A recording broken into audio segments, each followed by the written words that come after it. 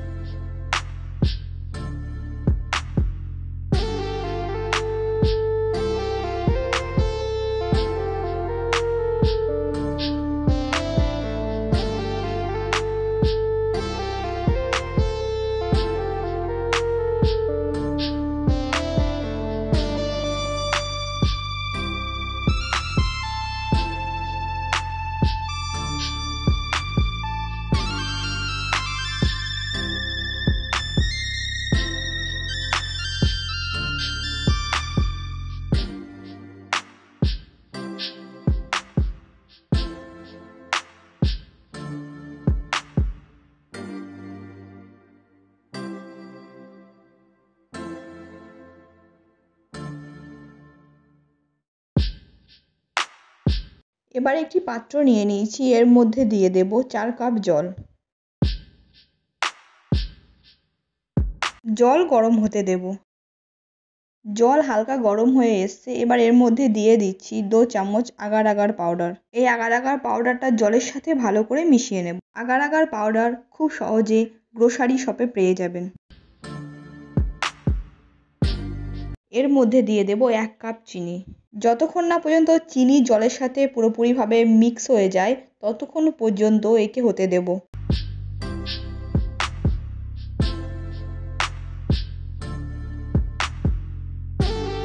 Agar agar water পুরোপুরিভাবে তৈরি হয়ে গেছে।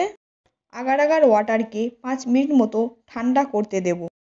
5 মিনিট হয়ে গেছে, আগার আগার ওয়াটার ব্যবহার করার জন্য রেডি। নিয়ে নিচ্ছি কেক মোল্ড। দিচ্ছি কিছুটা পরিমাণ agar agar water. Agar agar ওয়াটারের উপর দিয়ে দিচ্ছি কাটিং করে রাখা ফলগুলো। কাটিং করে রাখা ফলগুলি দিয়ে আমি যেভাবে সাজাচ্ছি ঠিক সেভাবে সাজাতে হবে তার কোনো মানে নেই। আপনারা আপনার নিজেদের মতো করে সাজিয়ে নিতে পারেন।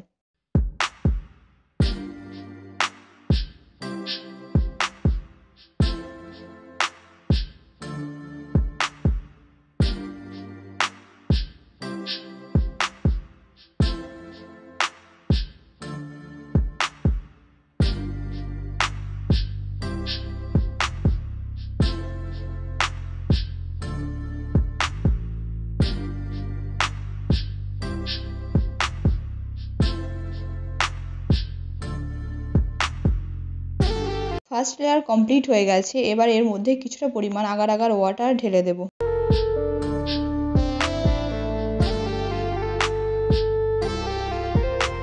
আবার দিয়ে দেবো কিছুটা পরিমাণ কাটিং করে রাখা ফলগুলি।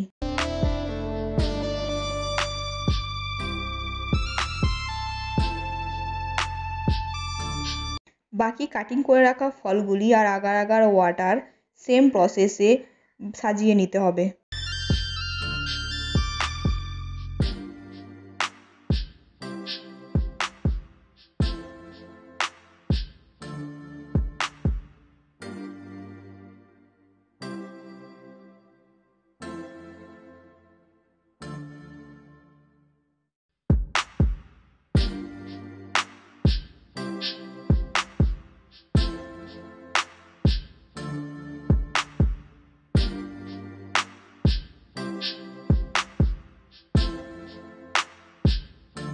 সাজানো কমপ্লিট। এবার একে রুম টেম্পারেচারে 30 মিনিট মতো রেখে দিতে হবে।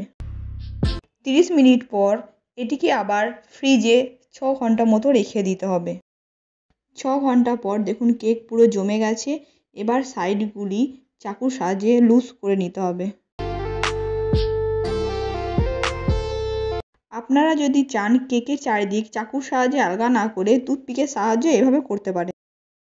কেকের চারিদিকে টুথপিকগুলো লাগিয়ে দিয়ে 2 মিনিট মতো রেখে দেবেন, দেখবেন কেকের চারিদিকটা আলগা হয়ে যাবে।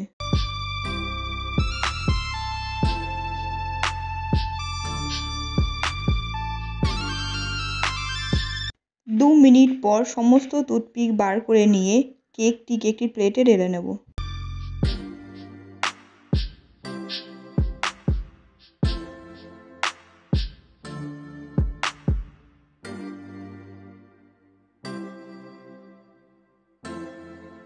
গ্লাস কেক পুরোপুরি রেডি হয়ে গেছে। এই অ্যামেজিং কেকের রেসিপি ভালো লাগলে অবশ্যই বাসায় তৈরি করবেন, আর কেমন লাগলো সেটা কমেন্ট বক্সে কমেন্ট করে জানাবেন। ভালো লাগলে লাইক করবেন। অবশেষে আপনারা যারা সাবস্ক্রাইব করেননি তাদের সাবস্ক্রাইব করার অনুরোধ রইল। সকলেই অনেক ভালো থাকবেন। আল্লাহ হাফেজ।